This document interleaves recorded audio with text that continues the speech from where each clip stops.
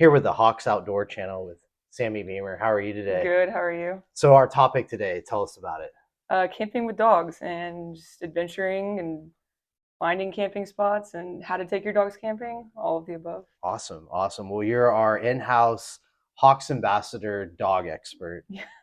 famous for some of your photography. You've Yeah. been in publications with your dog, Hmm. sleeping in a hammock.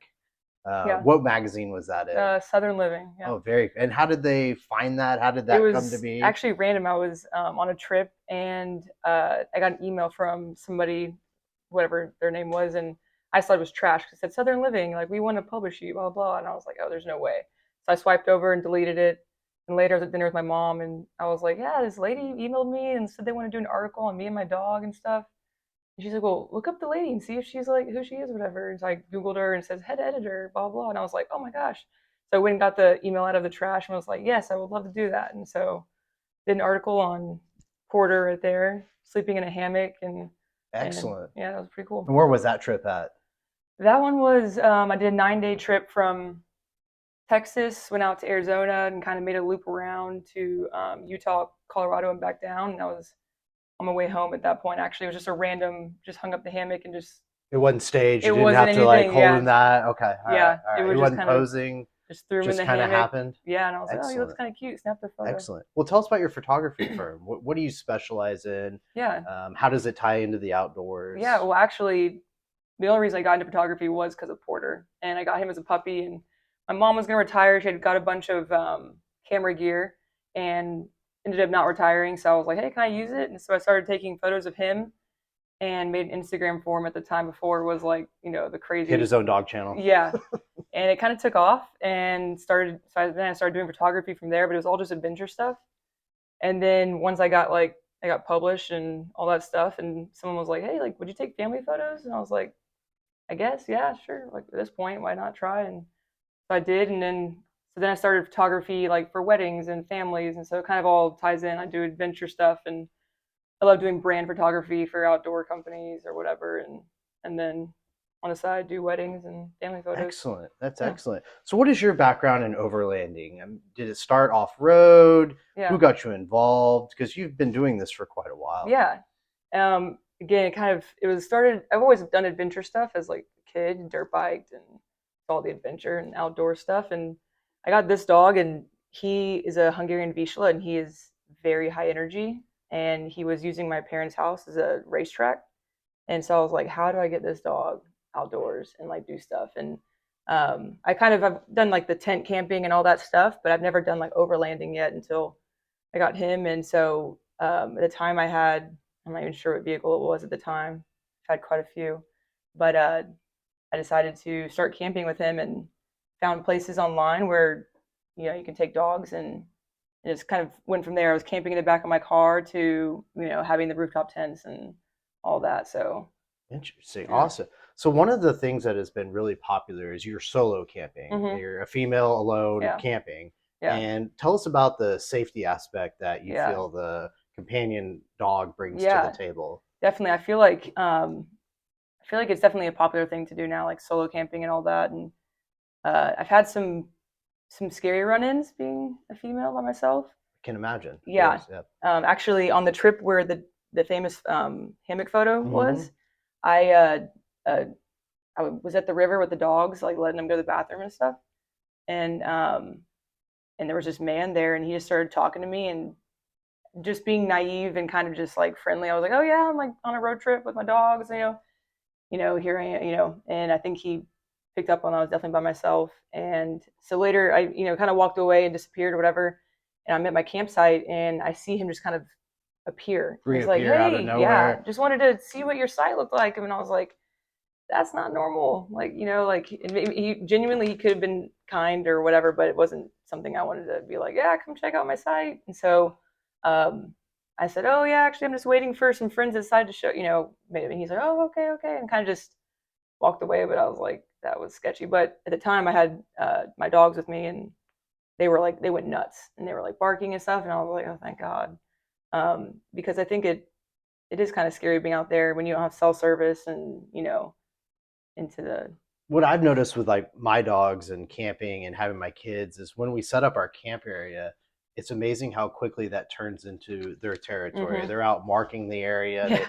They naturally want to Yeah. protect us and make a Yeah. safe zone. Like this is home. This is our yeah, Yeah. this is our current home, and I Yeah. want to make sure everyone's safe. I feel like dogs too, like they have a sense of like if something feels off or like there's someone that's like, like they would be very protective over.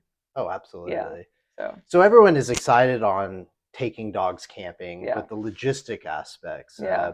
Let's talk about where do you put them in the car? Yeah. Do you have them seat belted in Yeah. with harnesses and No. helmets on? yeah. Where do they go in your vehicle? So What is your vehicle right yeah, now? right now I have a Lexus GX 570 Excellent. and I have a built out platform in the back, so it just completely is flat back there. Mhm. Which is cool because I just throw them in the back and they have the whole platform to do whatever, sleep, which is what they mostly do. And all the other vehicles I've had where that's not possible, I have like one of those back seat hammocks, Mhm. which really takes up space when you're trying to pack but it's worth it. But yeah, they'll be in one of those hammock things, and then never in the front seat though. Keep all the dog hair in the back. Yeah. Create a barrier. Yeah. So, have you ever had to deal with, I guess, like my next question where I go to it is, what about pet owners? You're 7 days on the road. Yeah. I know we as humans don't smell good, but Yeah. dogs out in the wild, is there any precautions you take? Yeah. Do you Sometimes bring any it's just sprays or water solutions? sometimes it's part of the aspect of camping. I know sometimes like if I'm camping by the water or river or whatever, they're in the water and it's all natural water, so it's kind of like a natural bathing for them. But I've never. I mean, there's been situations where this one time Porter, he loves cow poop.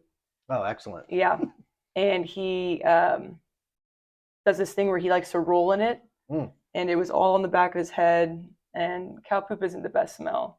And so I did take him down to the water and it was just like, washed him off there, and it's kind of something I dealt with. But Yeah. And then at nighttime, what's your sleep arrangements? So the biggest question I get is, how do I get them in the rooftop tent?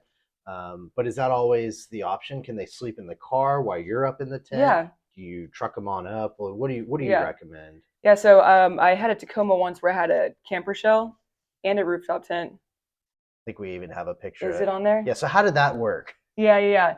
So there, I'll sit down and they'll put their paws on my shoulder. Yes. And I kind of just hike them up, and then I'll climb up the ladder, and then they climb in. But once they've done it a couple times, like Porter, the second it gets dark, he sits by the ladder and will wait for me to come over. I'll just squat down, he'll get on my shoulder, I'll put him in.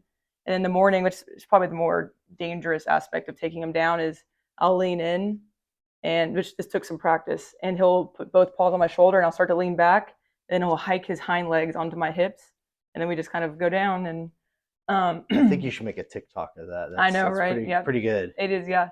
But there is times where I've had like other vehicles where I'll put them in the bed of the vehicle, and I'll sleep up top.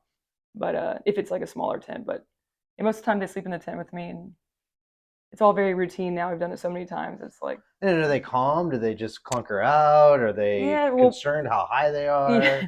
Well, the golden retriever actually, he gets more timid, but he has launched out of the tent before. Decided just to like, I'm out of here. Just goes. Just sends it off. Yeah.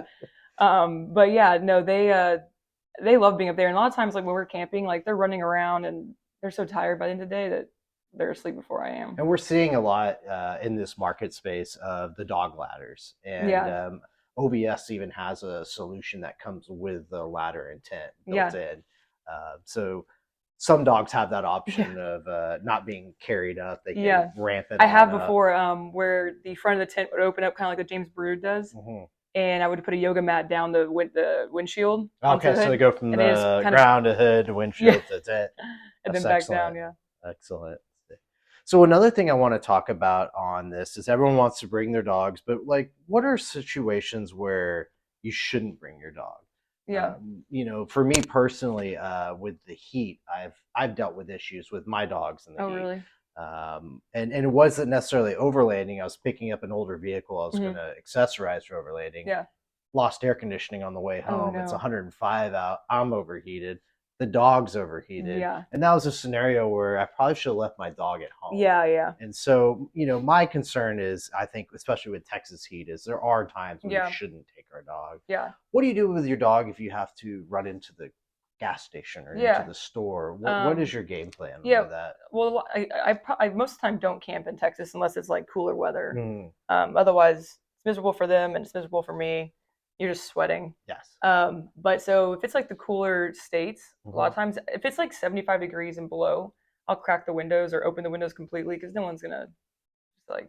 So you just lock the doors. Yeah, lock the doors. But if it's like hot outside, I'll just leave the windows up, leave the car on, and just go inside and pray that no one steals your car. Yeah. Hope that maybe they're like a little deterred by the dogs being in the vehicle. Have you ever had any dogs get injured on trips? We got cactus, we got porcupines, we got glass at the beach. Yes, actually, in that vehicle and that golden retriever, actually I was going to Arizona and I was trying to race the sun for sunrise, and I was about like an hour and a half outside of cell service, and I make it there. The sun's just peeking above the mountains.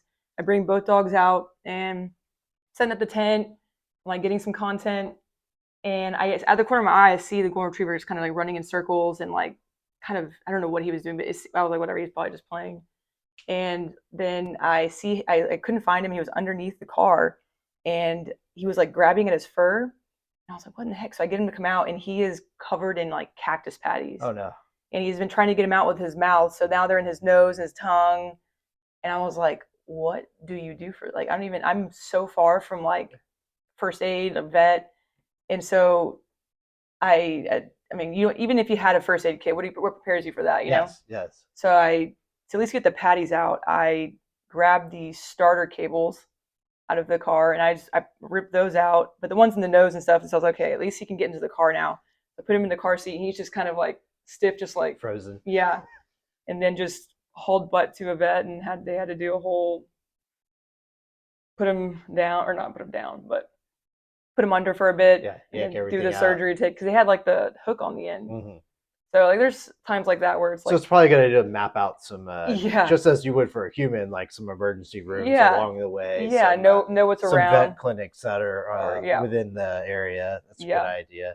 How much water do you bring? Do you have like a ratio you do for the dogs? Is there any game plan with that? I usually will pack. I'll get the 1 gallon. If I'm car camping, there's usually a lot of room, but I'll grab like gallons of water, and then I'll just keep those and use them as much as I can. Then I'll just pick up some if I'm going from like campsite, pass through a town, grab more water. Excellent. Yeah. Okay. Just jugs of water. Yeah.